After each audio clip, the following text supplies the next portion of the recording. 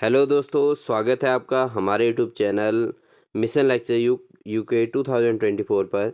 तो दोस्तों, जैसे कि हमारा प्रवक्ता स्क्रीनिंग एग्ज़ाम की तैयारी कंटिन्यू चल रही है, तो इसी श्रृंखला को आगे बढ़ाते हुए आज हम उत्तराखंड लेक्चर 2021 के पेपर को सॉल्व कर रहे हैं और जिसके अंतर्गत हम चर्चा कर रहे हैं उत्तराखंड से संबंधित क्वेश्चंस पे। तो इसमें उत्तराखंड से संबंधित 30 क्वेश्चंस यहाँ पर पूछे जाते हैं दोस्तों, और इन 30 क्वेश्चंस पर एक अच्छी कमांड बनाने के लिए हमें जो बुक प्रेफरेंस करनी चाहिए वो ज़्यादातर जो है आपका परीक्षा वाणी। ठीक है, तो परीक्षा वाणी से ज़्यादा क्वेश्चन इसमें पूछे गए हैं। तो चर्चा करते हैं दोस्तों क्वेश्चंस को आगे बढ़ाते हुए। हमारे क्वेश्चन नंबर 76 जिसमें हम पेपर 2021 जो प्रवक्ता स्क्रीनिंग का पेपर हुआ था, तो उस पर हम चर्चा कर रहे हैं और क्वेश्चन नंबर 76 पर चर्चा करते हैं दोस्तों।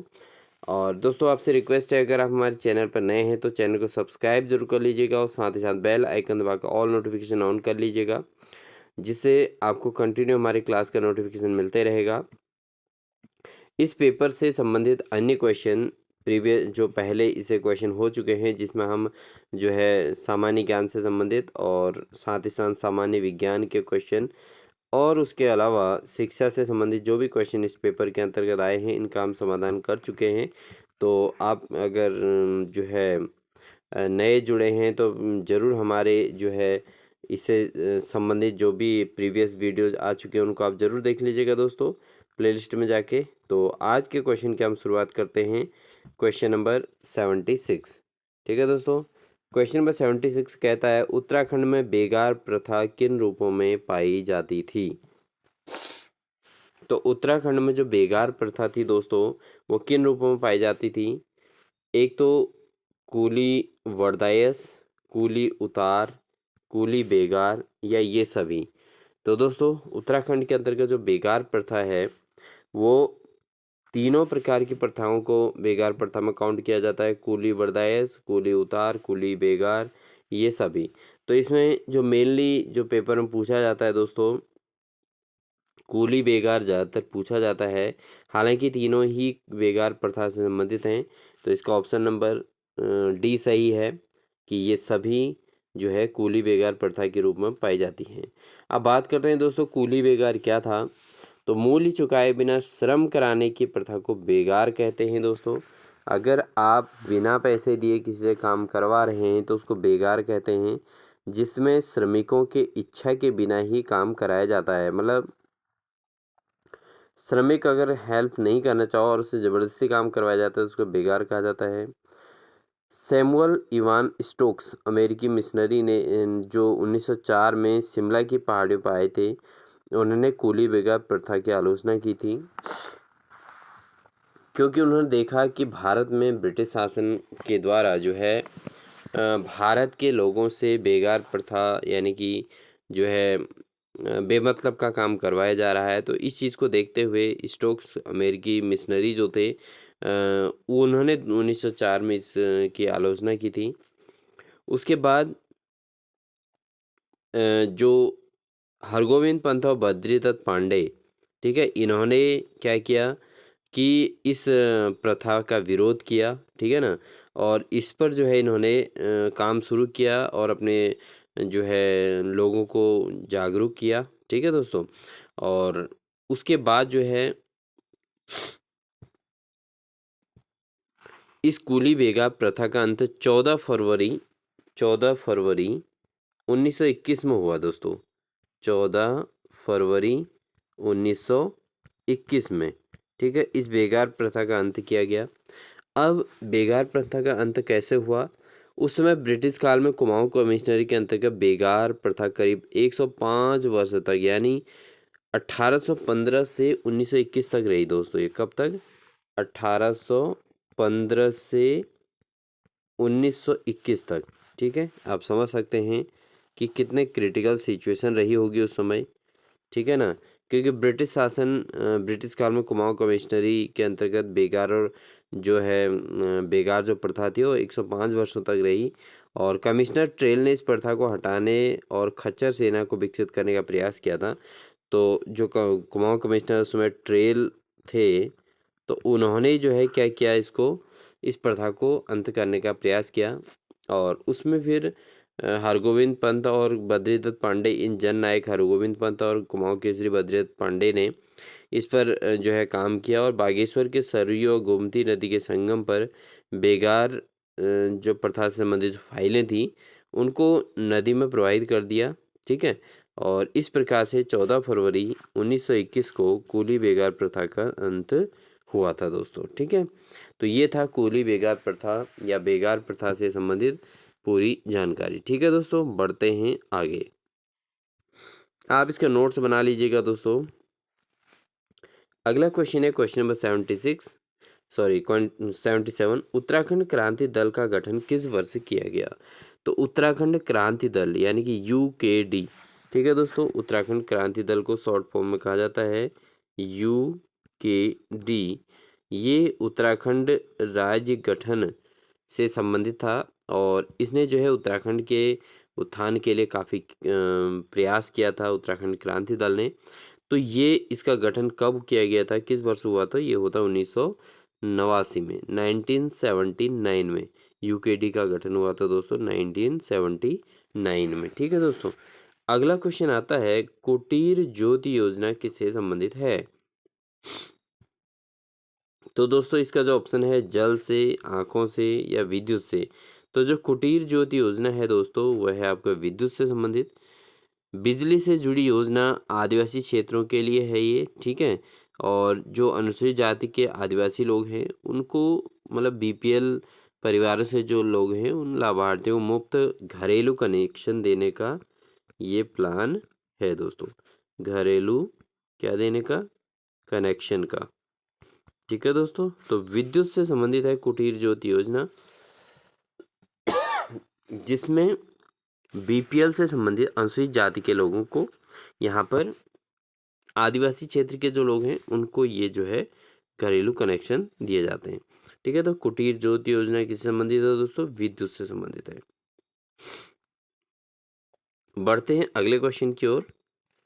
निम्न में से उत्तराखंड की कौन सी महिला को भारतीय सेना में 2020 में मेजर जनरल के पद पर नियुक्त किया गया? तो भाई 2020 में भारतीय सेना में मेजर जनरल के पद पर किसे नियुक्त किया गया था? वो किया गया था दोस्तों स्मिता देवरानी को। ठीक है, स्मिता देवरानी को किया गया था।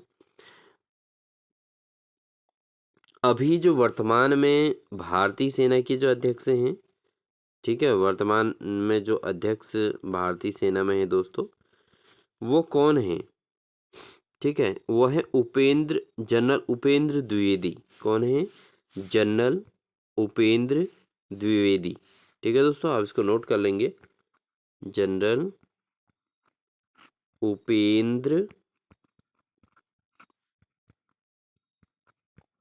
द्विवेदी। ठीक है, तो ये उत्तराखंड भारतीय सेना में जो है अभी जो है मेजर जनरल के पद पर है वर्तमान में। ठीक है दोस्तों, वर्तमान में है ये जनरल उपेंद्र द्विवेदी। तो क्वेश्चन पूछा जा सकता है वर्तमान में उत्तराखंड में वर्तमान में भारतीय सेना में जनरल के पद पर कौन नियुक्त हैं? तो जनरल उपेंद्र द्विवेदी हैं।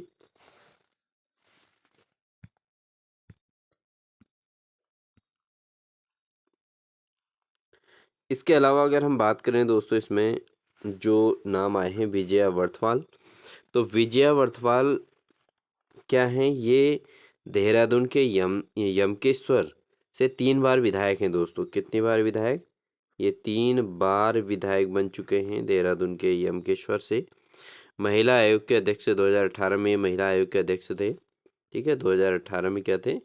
महिला आयोग के अध्यक्ष। ठीक है, विजया वर्थवाल।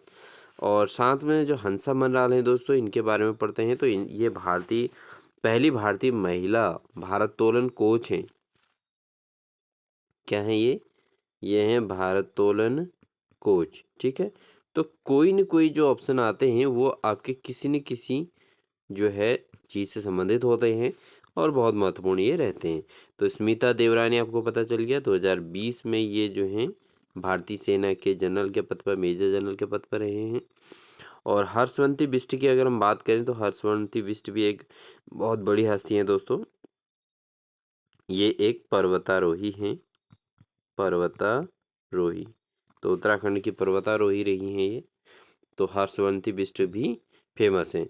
तो मैंने आपको इसमें बता दिया दोस्तों, तीन जो चार ऑप्शन आए हैं, चार के चार ऑप्शंस पर हम चर्चा कर चुके हैं। इसमें विजया वड़थल 3 बार की विधायक, और कहाँ से, देहरादून सीट से। ठीक है दोस्तों, देहरादून के यमकेश्वर से। और हंसा मल्लाल भारोत्तोलन कोच, स्मिता देवरानी 2020 में मेजर जनरल के पद पर, और हर्षवंती बिष्ट पर्वतारोही। ठीक है दोस्तों, ये आपके 4 क्वेश्चन प्रिपेयर हो जाते हैं यहीं पे। बढ़ते हैं अगले प्रश्न में। अगला क्वेश्चन कहता है दोस्तों, निम्न में से भारत के किस प्रधानमंत्री द्वारा लाल किले से उत्तराखंड राज्य के निर्माण की घोषणा की गई थी? तो बहुत महत्वपूर्ण रहा था ये उत्तराखंड के लिए ये दिवस या दिन। तो एच.डी. देवेगौड़ा या पी.वी. नरसिम्हा राव या वी.पी. सिंह या इनमें से कोई नहीं। तो इसका जो सही आंसर है दोस्तों, ऑब्वियसली आप सभी लोग जानते होंगे कि जो है लाल किले से एच.डी. देवगौड़ा ने इसको जो है घोषणा की थी, उत्तराखंड राज्य निर्माण की घोषणा की थी दोस्तों। और ये की गई थी 15 अगस्त 1996 में। 15 अगस्त 1996 में ये घोषणा की गई थी दोस्तों। और तब 9 नवंबर 2000 को उत्तराखंड राज्य का गठन हुआ था दोस्तों। ठीक है, तो एच.डी. देवगौड़ा को भी जो है उत्तराखंड राज्य निर्माण के लिए बहुत ज़्यादा याद किया जाएगा, क्योंकि उन्होंने उत्तराखंड राज्य निर्माण के लिए 15 अगस्त 1996 को, यानी कि राज्य जो है बनने से 4 वर्ष पूर्व, लाल किले से उत्तराखंड राज्य निर्माण की घोषणा की थी दोस्तों। ठीक है, बढ़ते हैं अगले क्वेश्चन में। निम्न में से कौन उत्तराखंड के डोला पालकी आंदोलन से संबंधित हैं? तो डोला पालकी आंदोलन से संबंधित कौन है दोस्तों? तो विजय जड़धारी या श्रीदेव सुमन या हरि प्रसाद टमटा या जयानंद भारती। तो ये जो है डोला पालकी आंदोलन से जो संबंधित है, इनमें से वो हैं दोस्तों जयानंद भारती। ठीक है, जयानंद भारती हैं डोला पालकी से संबंधित। तो ये डोला पालकी जो सिस्टम है दोस्तों, क्या था ये, इस पर हम थोड़ा चर्चा करेंगे। इसकी शुरुआत जो हुई थी 1923 में हुई थी। और ये क्यों इसकी शुरुआत करने की ज़रूरत पड़ गई दोस्तों? ये इसलिए हुआ कि शिल्पकारों के विवाह में डोला पालकी का इस्तेमाल पहले नहीं होता था। तो 1923 से जो है शिल्पकारों के जो शादी विवाह थे, ठीक है दोस्तों, उसमें डोला पालकी का उपयोग होना शुरू हुआ। ठीक है, और जयानंद भारती को इसका क्रेडिट जाता है, जिन्होंने इसके पीछे वर्क किया। और जयानंद भारती जो थे, वो भारतीय सेना के एक स्वतंत्रता संग्राम सेनानी रहे थे भारत के लिए, और साथ ही साथ एक सामाजिक चेतना के अग्रदूत थे। ठीक है, जयानंद भारती यानी कि कुछ न कुछ समाज के हित में कार्य करने वाले व्यक्तित्व जयानंद भारती। ठीक है दोस्तों, तो डोला पालकी आपकी समझ में आ गया होगा। शिल्पकारों ने विवाह में डोला पालकी का इस्तेमाल शुरू किया था इस डोला पालकी आंदोलन के बाद, और 1923 में इसमें सफलता मिली थी दोस्तों। चलिए बढ़ते हैं अगले क्वेश्चन की ओर। उत्तराखंड के निम्न में से किस तहसील ने 2001 से 2011 के दौरान 10 की ऋणात्मक जनसंख्या वृद्धि सर्वाधिक दर्ज की? तो 10 की ऋणात्मक जनसंख्या वृद्धि, धनात्मक तो बहुत सारे जो है तहसील हैं या जिले हैं, बट ऋणात्मक जनसंख्या वृद्धि को दर्शाने वाले जो हैं दोस्तों, वह है विकासखंड। ठीक है, विकासखंड तहसील में जो है सबसे कम जनसंख्या वृद्धि दर्ज की गई, और वो भी ऋणात्मक में दोस्तों। ठीक है, तो इसकी हम बात करते हैं। इसके अलावा जो अगर जिले की बात करें, तो 2011 में जो जनगणना हुई थी, उसके अकॉर्डिंग अल्मोड़ा जिले की हम बात करें, क्योंकि ये विकासखंड भी अल्मोड़ा में ही आता है दोस्तों। ठीक है, तो अल्मोड़ा का एक तहसील है विकासखंड। तो अल्मोड़ा ज़िले में उस समय जो जनसंख्या रिप्रेजेंट की गई 1.28% माइनस में। ठीक है दोस्तों, 1.28% ऋणात्मक जो है यहाँ पर जनसंख्या प्रदर्शित की गई, ऋणात्मक वृद्धि। और उससे ज़्यादा जो ऋणात्मक वृद्धि प्रदर्शित की गई थी दोस्तों पौड़ी में की गई थी, -1.41 1.41। ठीक है दोस्तों, तो इस तरीके से ये जो है दोनों के द्वारा जनसंख्या वृद्धि दर्ज की गई थी वो ऋणात्मक में। ठीक है, तो ऋणात्मक में होने के कारण ये दो जिले जो है इसमें आगे रहे कम जनसंख्या को प्रदर्शित करने वाले में। ठीक है दोस्तों, बढ़ते हैं अगले क्वेश्चन की ओर। निम्नलिखित में से कौन सा युग्म गलत है? तो अच्छा क्वेश्चन है कि कौन सा युग्म गलत है। कफनी ग्लेशियर, बागेश्वर बिल्कुल सही है। नामिक ग्लेशियर ये दोस्तों आपका रॉन्ग है। रालम ग्लेशियर ये पिथौरागढ़ में ही है, बिल्कुल सही है। इसके अलावा खतलिंग ग्लेशियर जो है टिहरी गढ़वाल में है, ये भी सही है।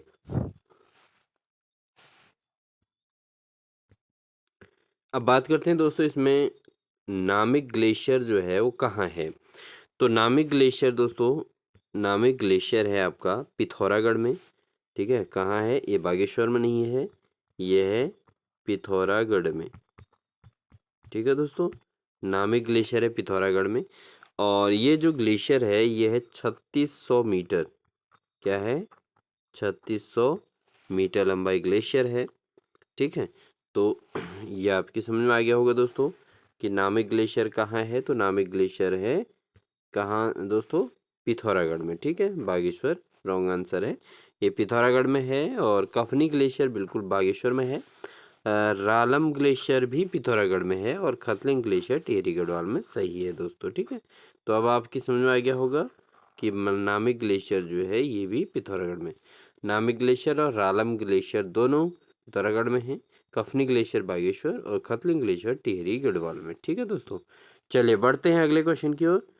तो दोस्तों अगर क्लास अच्छी लगी तो आप वीडियो को लाइक जरूर कर दीजिएगा। कुनिंद मुद्राएं प्राप्त हुई। अब कुनिंद मुद्राएं कहाँ से प्राप्त हुई दोस्तों? इस पर चर्चा करते हैं। इनके जो ऑप्शन है दोस्तों, सबसे पहले आपको बता देते हैं कि कुनिंद मुद्राएं हैं क्या। प्रारंभ में ये मुद्राएं केवल अल्मोड़ा जनपद में मिली। ठीक है दोस्तों, कहाँ मिली थी दोस्तों?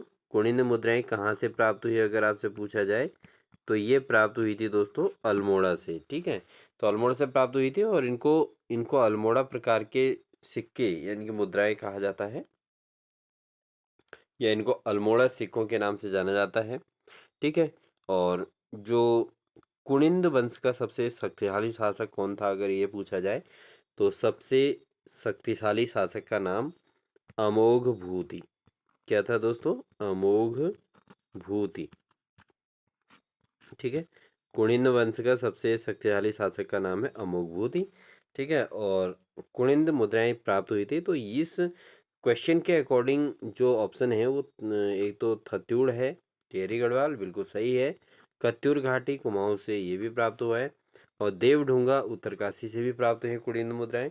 और इन सभी स्थलों से, यानी कि यही ऑप्शन इसका सही होगा दोस्तों। ठीक है, तो कौन कौन से? टिहरी गढ़वाल के थत्यूड़ से, और उत्तरकाशी के देवढूंगा से, और कुमाऊं के कत्यूर घाटी से ये प्राप्त हुई। और अगर अल्मोड़ा की बात पूछी जाती है इसमें तो अल्मोड़ा से सबसे पहले प्राप्त हुई थी।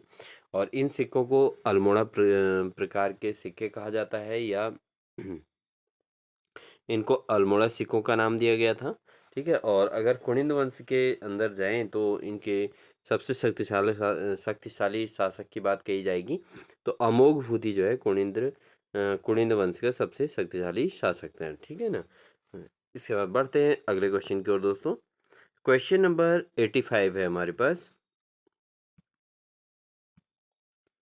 निम्न में से कौन मैती आंदोलन के जनक हैं? तो मैती आंदोलन क्या था दोस्तों, इस पर चर्चा करते हैं। तो मैती आंदोलन एक इस प्रकार का आंदोलन है जिसमें ये कहा गया है कि लड़कियां जो हैं जब उनकी शादी होती थी वो एक पेड़ लगा के जाते थे। ठीक है, और उसके बाद जब वो मैं अपने मायके आते थे, मैती का मतलब होता है, मैत का मतलब होता है मायके दोस्तों। ठीक है, मैत ये पहाड़ी भाषा का एक शब्द है, उत्तराखंड की लैंग्वेज में मैथ कहा जाता है और मैथ का मतलब है मायके। तो मैती आंदोलन की जब हम बात करते हैं तो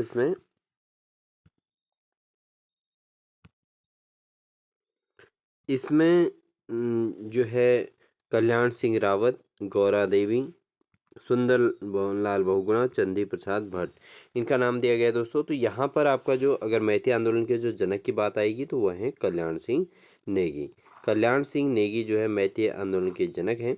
और सॉरी, कल्याण सिंह नेगी नहीं, कल्याण सिंह रावत, सॉरी दोस्तों, कल्याण सिंह रावत। अब ये जो है, जो मैती आंदोलन जो प्रारंभ हुआ था दोस्तों, ये हुआ था आपका 1995 में। कब प्रारंभ हुआ था? 1995 में। और कहाँ से? चमोली जिले से। ठीक है दोस्तों, चमोली जिले से, उत्तराखंड के चमोली जिले से मैती आंदोलन की शुरुआत हुई थी। और इसमें जो है कल्याण सिंह रावत का मेन रोल रहा था। और इस आंदोलन का मकसद क्या था कि जो महिलाएं जिनकी शादी होती हैं, जो बालिकाओं की, लड़कियों की, वो अपने मायके में पौधा लगा के जाते थे और बार बार उसको जब मायके आते थे उसको सींचते थे और उस पेड़ की केयर करते थे। तो ये इसमें मेन बात थी।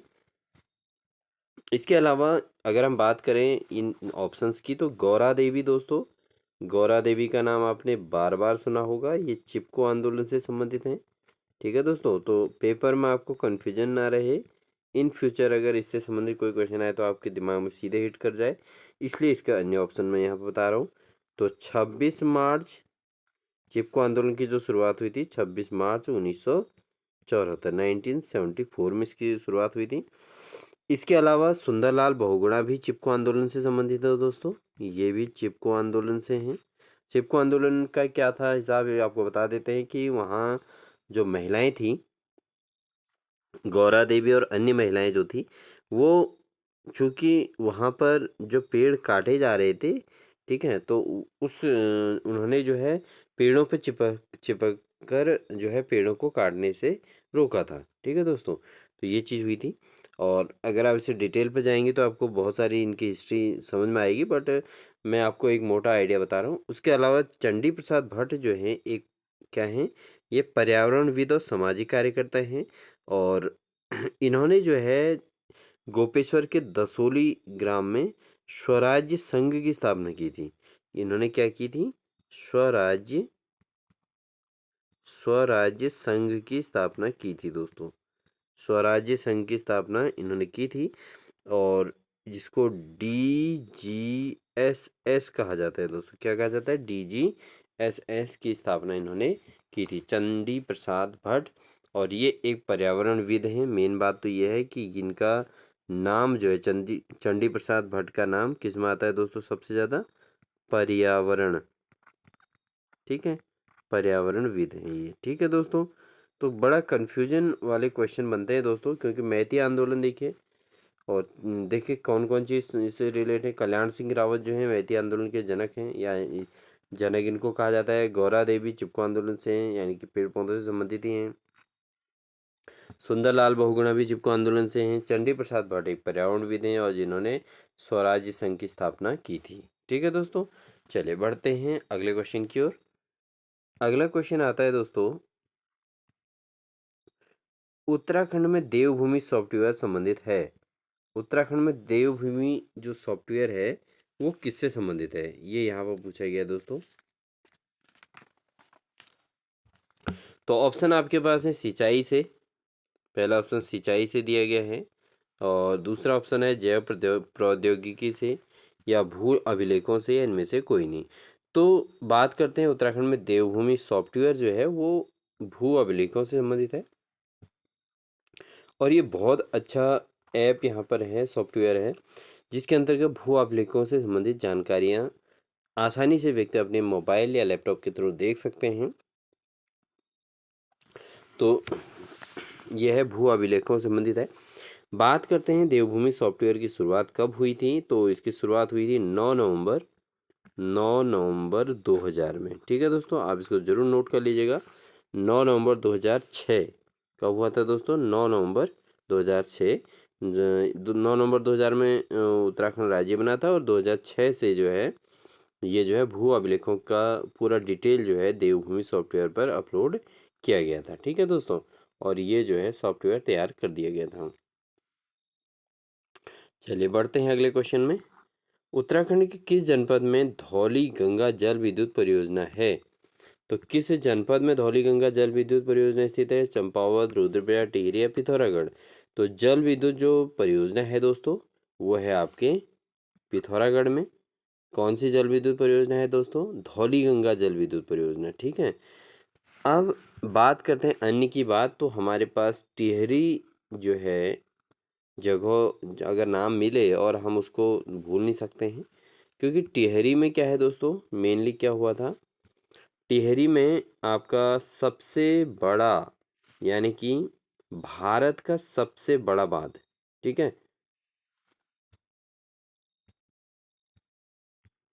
और भारत का सबसे बड़ा बांध और भारत का सबसे गहरा बांध, ठीक है। तो टिहरी बांध है और ये टिहरी में है, तो इसको अवश्य हमें समझना पड़ेगा। और यहाँ पर जो है इसको कहा जाता है टिहरी हाइड्रो पावर कॉम्प्लेक्स। आप इसको नोट कर लेंगे दोस्तों, क्या कहा जाता है? टिहरी हाइड्रो, क्या कहा जाता है? टिहरी हाइड्रो पावर कॉम्प्लेक्स के नाम से इसको जाना जाता है दोस्तों। इसकी अगर हम ऊंचाई की बात करें तो थोड़ा इसके डिटेल पर जाएंगे, तो ऊंचाई की बात करें तो दोस्तों इसकी जो टिहरी परियोजना है, इसकी ऊंचाई कितनी है? 261 मीटर, ठीक है, 261 मीटर इसकी ऊंचाई है। और अगर हम इसकी लंबाई की बात करें दोस्तों, 575 मीटर है, ठीक है। 261 तो जो है इसकी ऊंचाई है, और 575 इसकी क्या है दोस्तों, ये इसकी लंबाई है, ठीक है। ये है जो है उत्तराखंड में धौली गंगा जल विद्युत परियोजना के बारे में ये आपको बात बता दी। इसके अलावा इनमें जो अन्य ऑप्शन दिए हैं दोस्तों, क्या क्या हैं? रुद्रप्रयाग क्या है? अलकनंदा और मंदाकिनी संगम है। किसका संगम है दोस्तों?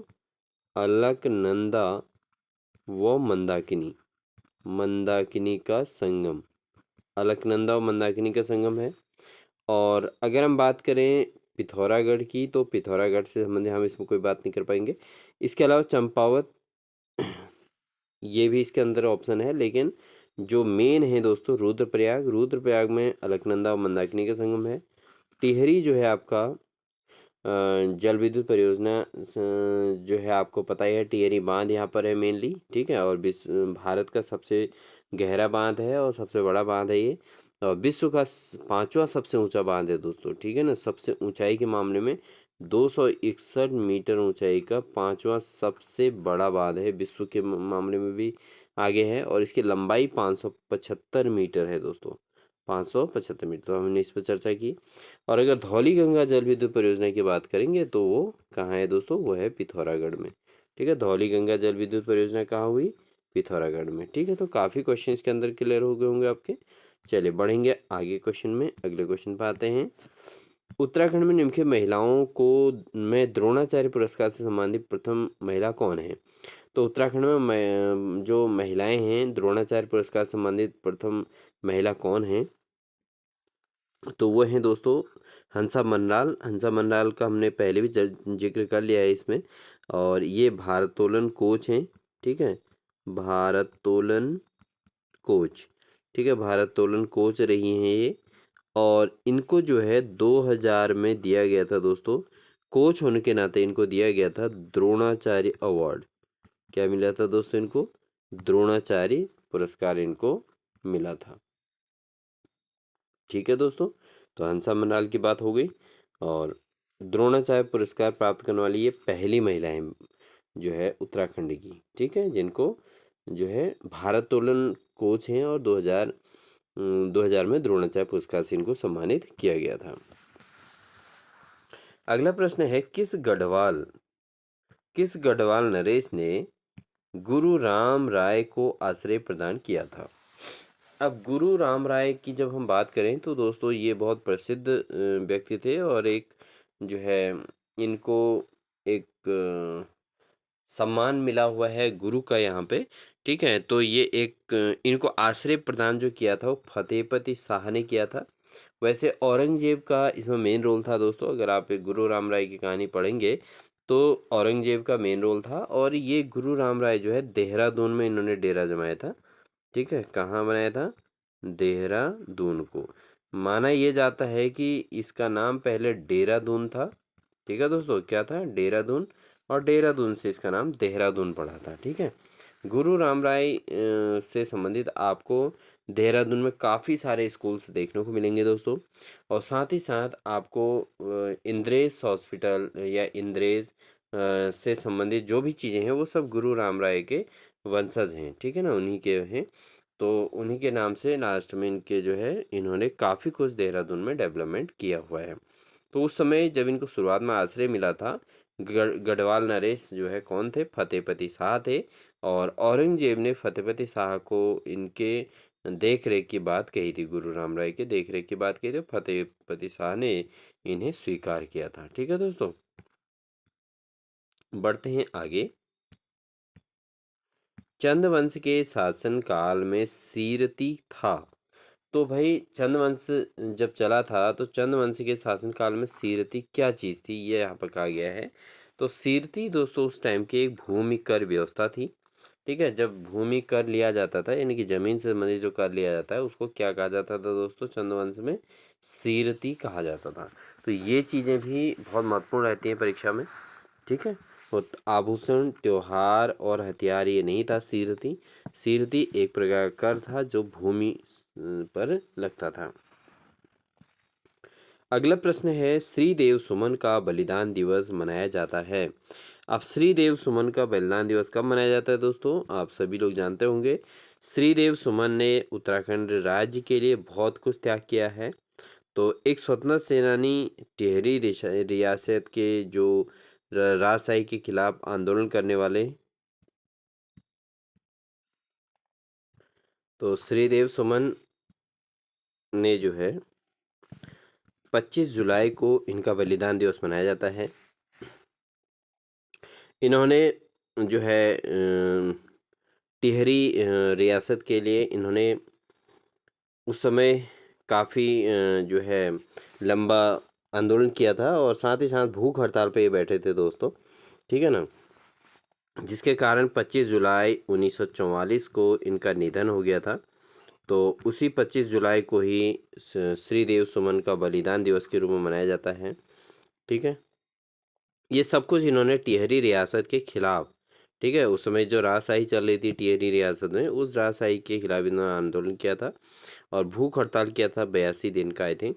तो उतने दिन का भूख हड़ताल करने के बाद श्रीदेव सुमन जो है एक जो है शहीद की स्थिति इनको कही जाएगी, तो बलिदान दिवस इनका माना जाता है। ठीक है दोस्तों, उसके अलावा जो 23 जुलाई है दोस्तों, ये भी एक इम्पोर्टेंट दिवस है। 23 जुलाई है राष्ट्रीय प्रसारण दिवस। ठीक है, तो इसको भी आप नोट कर लेंगे, राष्ट्रीय राष्ट्रीय प्रसारण दिवस।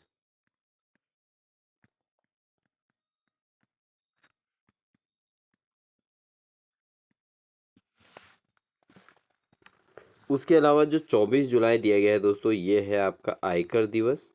इसको भी आप नोट कर लेंगे। और साथ ही साथ 26 जुलाई तो बहुत ज़्यादा महत्वपूर्ण दिवस है, यह है कारगिल विजय दिवस। कारगिल विजय दिवस। और कारगिल विजय दिवस जो है, ये कारगिल का युद्ध हुआ था भारत और पाकिस्तान के बीच। तो ये 60 दिन तक चला था दोस्तों। और 60 दिन तक ये युद्ध चला था। 1999 में जो है 1999 में 60 दिन तक यह युद्ध चला था और उसके बाद कारगिल पर भारतीय सेना ने विजय प्राप्त की थी। तो 26 जुलाई कारगिल विजय दिवस हो गया दोस्तों। 25 जुलाई को जो है श्रीदेव सुमन बलिदान दिवस हो गया। और उसके अलावा 24 जुलाई जो हो गया आपका आयकर दिवस हो गया। और राष्ट्रीय थर्मल इंजीनियर दिवस भी यहाँ को मनाया जाता है 24 जुलाई को। और उसके अलावा 23 जुलाई को जो है राष्ट्रीय प्रसारण दिवस मनाया जाता है। तो ये 4 के 4 दिवस दोस्तों आपने नोट कर लेने अच्छे तरीके से। बढ़ते हैं अगले क्वेश्चन की ओर। अगला क्वेश्चन है, राइफलमैन गब्बर सिंह नेगी। बिल्कुल, ये प्रश्न बहुत ज़्यादा महत्वपूर्ण है दोस्तों। गब्बर सिंह नेगी को किस युद्ध के लिए विक्टोरिया क्रॉस मरणोपरांत प्राप्त प्रदान किया गया था? तो किस विश्व युद्ध के लिए दिया गया था दोस्तों? ये दिया गया था प्रथम विश्व युद्ध। ठीक है, प्रथम विश्व युद्ध। ठीक है, प्रथम विश्व युद्ध में इन्होंने जो है लड़ा था, और ये युद्ध था न्यूवे चैपल। ठीक है, न्यूवे चैपल के नाम से इस प्रश्न के अकॉर्डिंग जो ऑप्शन दिए गए हैं, न्यूवे चैपल में प्रथम विश्व युद्ध के लिए इनको जो है राइफलमैन गब्बर सिंह नेगी को विक्टोरिया क्रॉस मरणोपरांत प्रदान किया गया था। ठीक है, तो विक्टोरिया क्रॉस विजेता हैं राइफलमैन गब्बर सिंह नेगी। ठीक है दोस्तों, और कब इन्होंने प्रथम विश्व युद्ध के लिए। बढ़ते हैं हम अगले क्वेश्चन की ओर। मई 1938 में श्रीनगर गढ़वाल में आयोजित राजनीतिक सम्मेलन में किसने भाग लिया? तो 1938 में जब श्रीनगर गढ़वाल में आयोजित राजनीतिक जो सम्मेलन था, उसमें किसने भाग लिया? तो देखिए, इसके जो ऑप्शन है, श्रीदेव सुमन है, और श्रीमती विजय लक्ष्मी पंडित है, पंडित जवाहरलाल नेहरू है।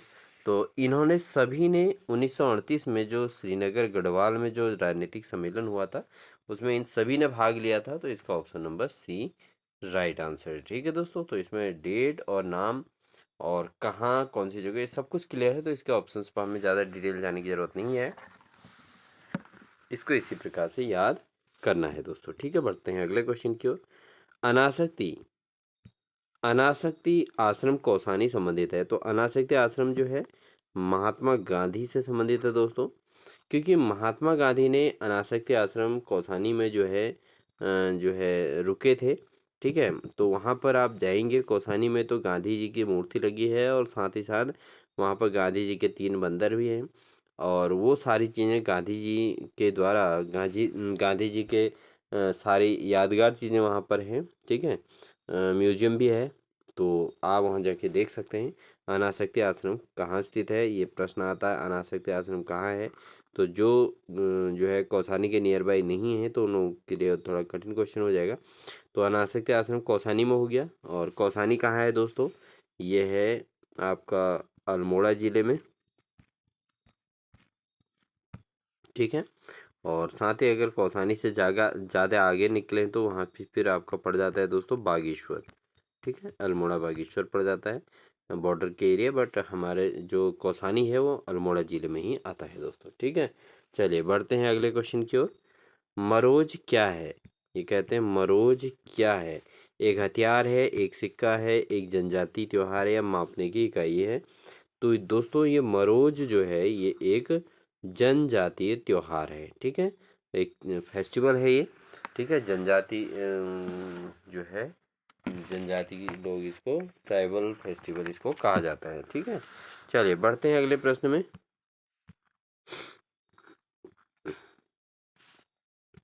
अगला क्वेश्चन आया है, देखो, नायक समाज में सुधार हेतु किस वर्ष नायक बालिका रक्षा कानून पारित किया गया था? तो ये जो है दोस्तों किया गया था 1928 में, ये पारित किया गया था, और इसको सक्षम नायक सुधार अधिनियम भी कहा जाता है। क्या नाम से जाना जाता है दोस्तों? सक्षम सक्षम नायक सक्षम नायक सुधार अधिनियम इसको कहा जाता है, और ये गुजरात और राजस्थान राज्यों में अनुसूचित जाति के रूप में ये वर्गीकृत है। ठीक है, ये नायक बालिका रक्षा कानून 1928 में जो है ये पारित किया गया था। बढ़ते हैं अगले प्रश्न में। अगला प्रश्न है 97। 1917 ईस्वी में कुमाऊं परिषद के पहले अल्मोड़ा अधिवेशन का अध्यक्षता किसने की थी? तो 1917 में, ठीक है, कुमाऊं परिषद में पहले अल्मोड़ा अधिवेशन की अध्यक्षता किसने की थी दोस्तों?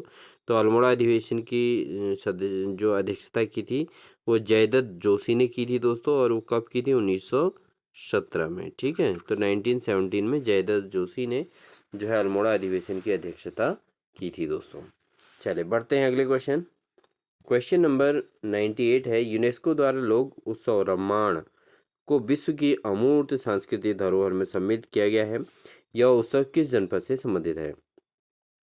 तो अमूर्त सांस्कृतिक धरोहर में इसको कब सम्मिलित किया गया था? ये किया गया था दोस्तों 2009 में। ठीक है, स्वतंत्रता के उत्तराखंड राज्य गठन के 9 साल बाद। ठीक है, किसको? रामायण को। ठीक है, ये लोक उत्सव है दोस्तों, यूनेस्को द्वारा इसको जो है विश्व धरोहर में सम्मिलित किया गया था। तो इसको अगर आप देखेंगे तो आपको इसकी वीडियो देख के आपको समझ में आ जाएगा इसके अंदर क्या है। तो ये जो है, ये जो पर्व होता है, यह चमोली जनपद का उत्सव है, और इसको जो है कहाँ आयोजित किया जाता है? ये चमोली में सलूड़ डूंगा डूंगरा, कौन सा गांव दोस्तों? सलूड़ डूंगरा गांव में आयोजित किया जाता है। सलूड़ डूंगरा गांव में आयोजित किया जाता है रामायण उत्सव। ठीक है दोस्तों, तो ये जो है इसको विश्व धरोहर में शामिल किया गया है। ये बहुत बड़ी बात है उत्तराखंड के लिए। तो चमोली के सलूड़ डूंगा गांव में ये जो है सांस्कृतिक कार्यक्रम या उत्सव मनाया जाता है। अगला प्रश्न आता है दोस्तों हमारा क्वेश्चन नंबर 99। खुमरी पंचायत किस जनजाति से संबंधित है? तो खुमरी पंचायत जो है किस जनजाति से संबंधित है दोस्तों? ये है आपका ऑप्शन है जौनसारी, थारू, राजिया, भोटिया। तो दोस्तों खुमरी जो पंचायत है वो है आपकी जौनसारी से संबंधित। ठीक है, उसके अलावा जो बिरजिया या ब्रू, ठीक है, क्या है दोस्तों? बिरजिया, अगर पेपर में आ जाए बिरजिया या ब्रू, ठीक है, ये भी हैं दोस्तों। ठीक है, ये बिरजिया और ब्रू जो जनजातियां हैं ये भी खुमरी पंचायत से ही संबंधित हैं दोस्तों। ठीक है, बढ़ते हैं अगले क्वेश्चन की ओर। क्वेश्चन नंबर 100 कहता है 1922 में बैरिस्टर मुकुंदी लाल ने तुर्की के युवा तुर्क आंदोलक से प्रभावित होकर किस मासिक समाचार पत्र को प्रकाशित किया था? तो 1922 में जब बैरिस्टर मुकुंदी लाल ने जो है एक मासिक समाचार पत्र प्रकाशन किया था दोस्तों, तो वो किसके लिए किया था? तो उन्होंने किया था, जो समाचार पत्र था उस समाचार पत्र का नाम क्या था? तो समाचार पत्र का नाम था दोस्तों तरुण कुमाऊं। ठीक है, तो स्टार्टिंग थी और उन्होंने इसका नाम रख दिया था तरुण कुमाऊं नाम से। इसको समाचार पत्र को जो है तुर्क आंदोलन से प्रभावित होकर इन्होंने ये समाचार पत्र यहाँ पर प्रकाशित किया था दोस्तों। ठीक है दोस्तों, अगर वीडियो अच्छी लगे तो लाइक जरूर कर दीजिएगा और साथ ही अपने दोस्तों को भी शेयर जरूर कीजिएगा दोस्तों। जो है आपके इस एग्ज़ाम के लिए बहुत ज़्यादा महत्वपूर्ण ये क्लास हो रही है। तो बढ़ते हैं अगले क्वेश्चन की ओर। टिहरी राज्य प्रजामंडल की स्थापना कब हुई? तो देखिए, ये टिहरी राज्य प्रजामंडल की जो स्थापना की थी वो की थी दोस्तों शहीद जो है श्रीदेव सुमन। किन्होंने की थी दोस्तों? श्रीदेव सुमन। और जिनकी हमने बात की थी कि 25 जुलाई को जिनका क्या मनाया जाता है? 25 जुलाई को जो है श्रीदेव सुमन दिवस मनाया जाता है इनके बलिदान के लिए। और इन्होंने जो है इनका जो बलिदान था वो, चूँकि इन्होंने स्वतंत्रता टिहरी रियासत के खिलाफ इन्होंने आवाज़ उठाई थी और 25 जुलाई 1944 को इनका निधन हो गया था। 25 जुलाई 1944 को। लेकिन इन्होंने जो है टिहरी प्रजामंडल की स्थापना कब की थी? बात यहाँ पे ये पूछी गई है।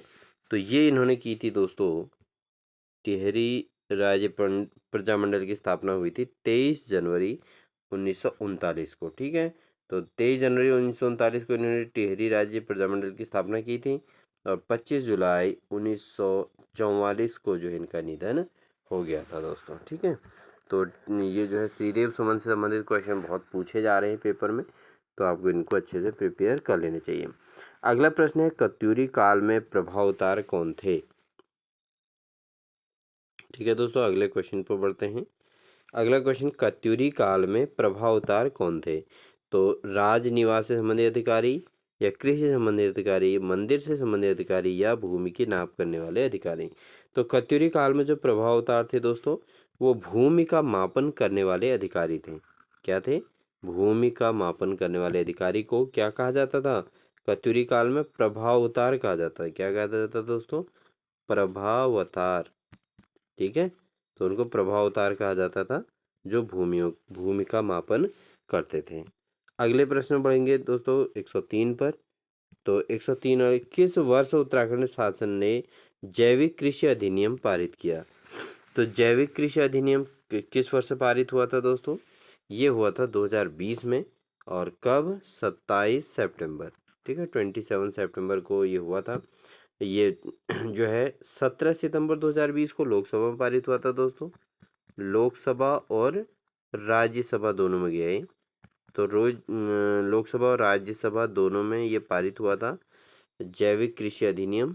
ठीक है, लोकसभा में तो पारित हुआ था 17 सितंबर को और राज्यसभा में पारित हुआ था 20 सितंबर को। कब? 2020 में। ठीक है दोस्तों। और लास्ट में 27 सितंबर को जो है ये अधिनियम पूरी तरीके से उत्तराखंड शासन ने इसको लागू कर दिया था दोस्तों।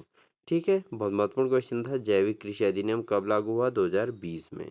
तो काफ़ी करेंटली नॉलेज है। ठीक है, बढ़ते हैं अगले क्वेश्चन की ओर। अगला क्वेश्चन कहता है महिम वर्मा उत्तराखंड का संबंध किससे है? तो महिम वर्मा की बात अगर हम करें तो दोस्तों क्रिकेट से संबंधित है और ज़्यादातर क्रिकेट प्रेमी जानते होंगे कि महिम वर्मा कौन है, बट जो है वो उत्तराखंड से संबंधित है, ये आपको पता होना चाहिए।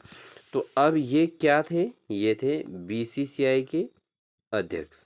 क्या थे दोस्तों? बीसीसीआई के उपाध्यक्ष थे दोस्तों, अध्यक्ष नहीं, उपाध्यक्ष थे। लेकिन अब इनको जो है Uttarakhand cricket association of Uttarakhand का सचिव बना दिया गया है। क्या बना दिया गया है? Cricket association of Uttarakhand. ठीक है, क्रिकेट एसोसिएशन ऑफ उत्तराखंड का इनको क्या बना दिया गया दोस्तों? सेक्रेटरी बनाया गया है, सचिव बना दिया गया है। तो जब इन्होंने सचिव का भार संभाला है तो इन्होंने उपाध्यक्ष पद से क्या कर दिया? त्याग पत्र दे दिया है। ठीक है, इस्तीफा जिसको बोलते हैं, क्या बोलते हैं?